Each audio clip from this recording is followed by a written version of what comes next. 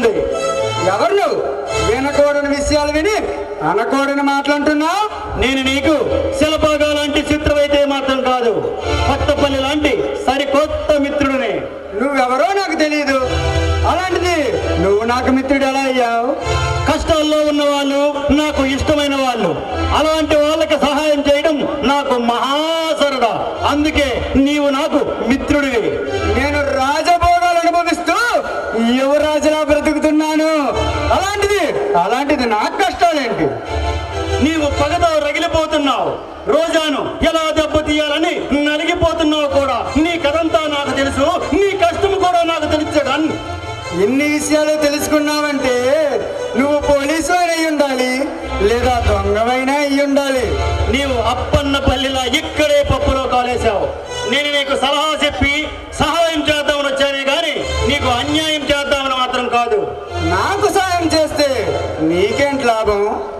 రోజా నీకు ఈ మధ్య శత్రువు, కానీ నాకు 5 ఏళ్లుగా ఆగర్భ శత్రువు.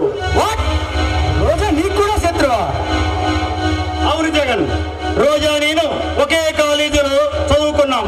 మేమిద్దరం గుంటూరు కారం సినిమా లెవెల్లో ప్రేమించుకున్నాం, కానీ ఆమె నన్ను బెజవాడ లెవెల్లో తిరస్కరించింది.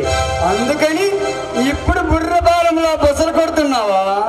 లేదు, చెదల వల్ల సేరేగిపోతున్నా తనకి అష్ట దిగ్బంధనం చేసి తన వ్యాపారాల్ని నష్టం కలిగించాలి.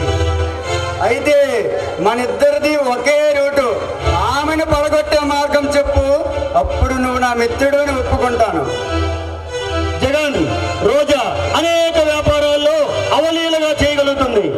ఆమె సరుకులు తీసుకెళ్లే లారీలో నీవు గంజాయి పెట్టించు, ఆ దెబ్బతో పోలీసులు పట్టుకుంటారు. ఆమె పని పటాష్, నీ పని సూపర్. శబాష్, మంచి ఐడియా చెప్పావు. ఈ శుభ సందర్భంలో మనం మందు తాగుతూ ఎంజాయ్ చేద్దామా?